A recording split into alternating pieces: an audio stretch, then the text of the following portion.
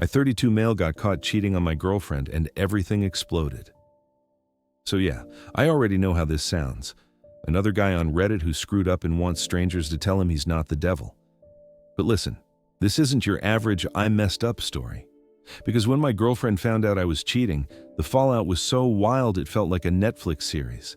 And the crazy part, even I didn't realize how deep my own mess went until everything blew up. Anyway, I'm Jesse, 32. I've been with my girlfriend Olivia for 3 years. She's 30, smart, kind, and the type of woman people instantly like.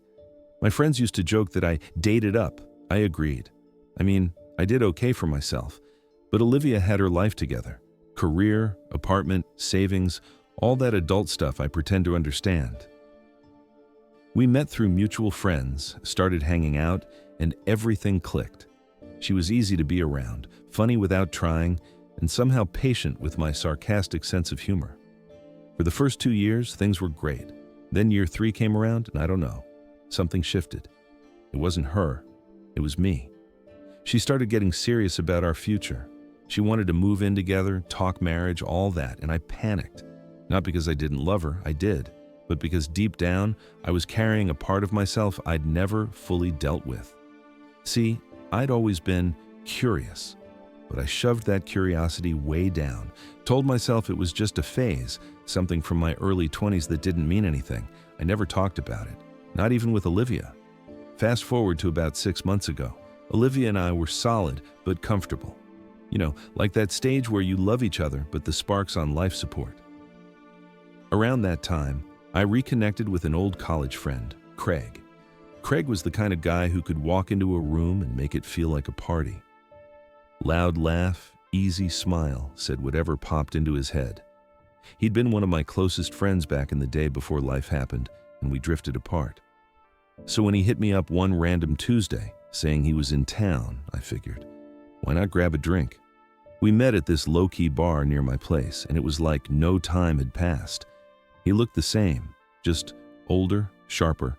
He was teasing me within 10 minutes about getting domesticated.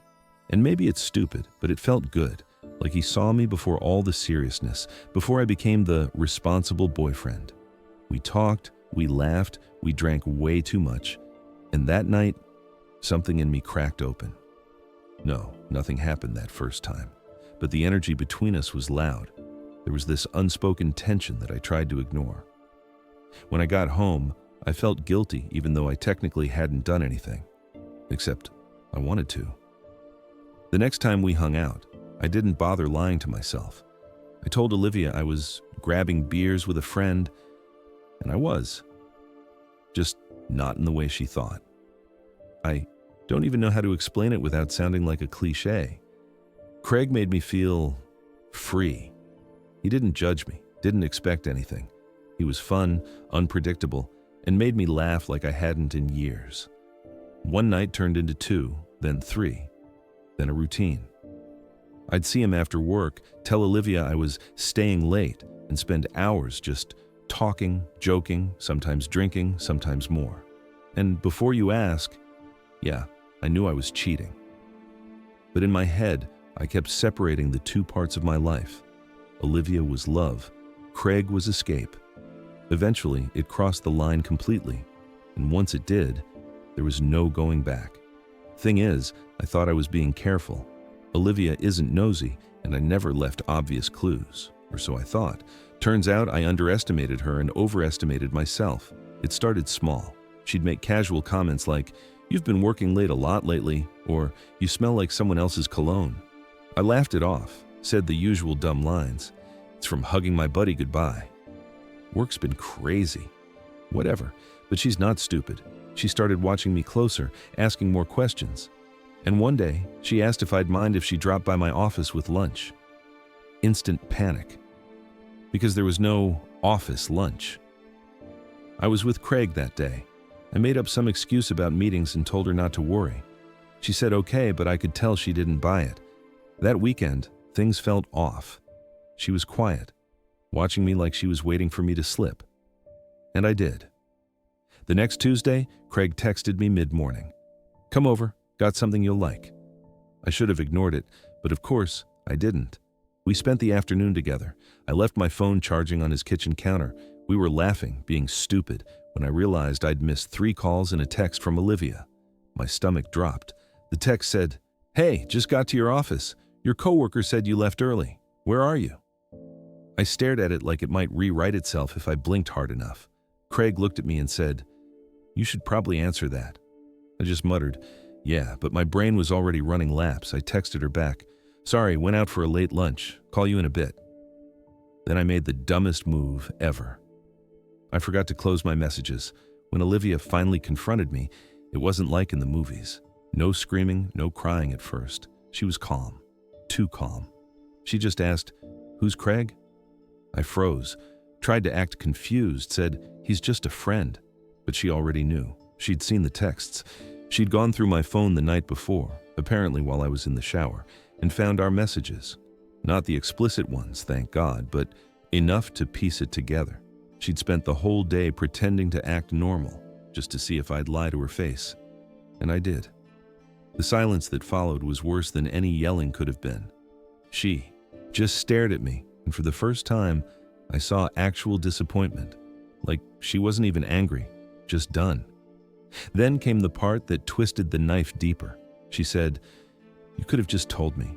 You didn't have to make me feel crazy." I tried to talk, to explain, but what do you say? "Sorry, I cheated, but it's complicated." She wasn't having it. She told me to get my stuff and leave.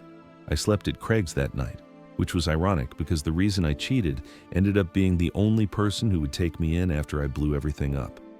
But even that comfort didn't last. The next morning, Craig sat me down and said, "You got to figure out what you actually want, because I'm not your escape plan, man." That hit hard, because deep down, I didn't know what I wanted. All I knew was I'd hurt someone who loved me, and the person I ran to wasn't going to fix that. So now it's morning.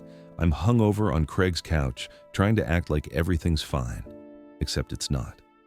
My phone is blowing up. Texts from Olivia, from our mutual friends, even from my mom because apparently Olivia called her. Yeah, she told my mom. The message was simple. "Jesse won't be coming home. He's been cheating." And my mom, bless her heart, responded with who? That's when Olivia dropped the nuke. Another man. Craig read the messages over my shoulder and just muttered, "Well, that escalated." No kidding. By noon, half our friend group knew. Someone screenshotted Olivia's post from her private story. She'd written, "Imagine finding out your boyfriend's been lying for months with a dude." No names, but everyone knew exactly who she meant. My phone wouldn't stop buzzing. Every ping felt like a tiny slap. Craig said, "You should probably talk to her." I said, "She doesn't want to hear from me." He said, "Then at least try for closure." So I called, straight to voicemail, tried again, nothing. An hour later, she texted, "We'll talk tonight. Don't show up before 7. That entire day dragged like slow torture. I kept replaying everything in my head, the lies, the excuses, the stupid sense of invincibility I had. Now it all looked pathetic. When 7 rolled around, I went back to our apartment. The second I walked in, I knew it was bad. Half my stuff was packed. The rest looked like a museum of guilt. Olivia sat on the couch, calm again, wearing that blank look people get when they've cried too much and run out of tears. She didn't yell, didn't even stand up. She just said, "I want the truth, Jesse. All of it." So I told her. Everything. About Craig, about how it started, how I didn't plan for it but didn't stop it either, how I'd been confused about myself for years but too scared to admit it, and how none of that excused what I did. When I finished, she just stared at me for a long time. Then she said, "You know what hurts the most? Not that it was a guy, it's that you kept looking me in the eye and acting like nothing was wrong." I couldn't argue. She was right. She said she'd already talked to our landlord and wanted me out by the end of the week. No shouting, no drama, just facts. That quiet hurt worse than anything. I packed a few bags and went back to Craig's.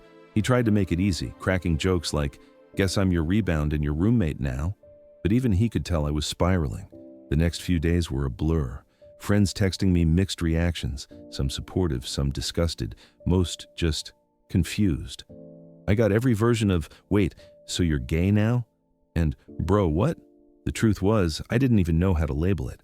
I just knew that what happened with Craig wasn't a random fling. There were real feelings there. Except Craig didn't want to be the guy I hid behind. He kept saying, "You need to figure your life out before you try to make me part of it." And that stung, because he was right too. One night, about a week later, Olivia texted me out of nowhere. "Can you come get the rest of your stuff tomorrow?" I said sure. When I showed up, she was already boxing up my things. We made small talk, awkward, polite. I was about to leave when she stopped me and said, "I hope you figure out who you are, Jesse. But I also hope you realize what you did to me wasn't about being confused. It was about being selfish." And man, that line has been echoing in my head ever since, because she nailed it. I'd been hiding behind confusion when the real problem was cowardice. I wanted to explore that side of me without giving up the comfort of her love. I wanted both, and that's not how life works. After that day, I went no contact. She blocked me, deleted photos, moved on faster than I expected. Meanwhile, Craig started pulling back. Less texting, fewer invites. Finally, I asked him, "Are we still a thing, or was I just a messy chapter in your life?" He looked me dead in the eye and said, "Jesse, you need to stop making everything about guilt or romance. You blew up your relationship, sure, but that doesn't mean jumping into something else fixes you." It felt like a breakup, even though we were never official. So there I was, newly single, semi-out, semi-lost, and fully the villain in every group chat.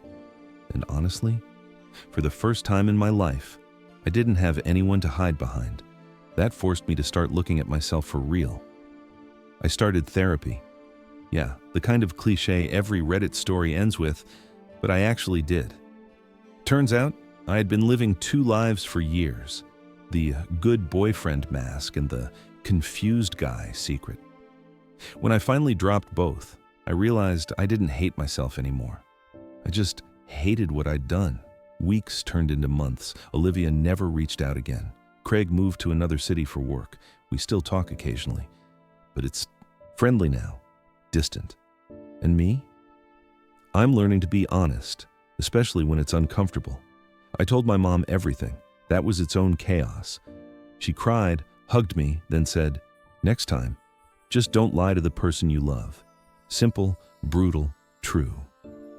Now, a few months later, I can actually laugh at parts of it. Like the time my cousin asked at a family dinner, "So are you bi or just bad at being straight?" Whole table went silent until my grandma started laughing so hard she choked on her water. Guess we process trauma differently. Still, every so often, I catch myself scrolling through old pictures of Olivia and me. We looked happy, because we were, until my fear ruined it. Sometimes I wonder if she'll ever forgive me. Probably not. And honestly, she shouldn't have to. If there's one thing I learned from this disaster, it's that pretending to be someone you're not doesn't protect anyone. It just delays the explosion. And when it finally goes off, it takes everyone down with it. So yeah, that's my mess. I cheated, I lied, I hurt someone good, and I learned the hard way who I really am. Do I regret it? Absolutely. Would I change it if I could? In a heartbeat. But since I can't, all I can do is own it. If you're reading this thinking, "Damn, this guy's trash," you're not wrong. But maybe you'll at least take one thing from my wreckage. Don't wait for the explosion. Be honest before it's too late.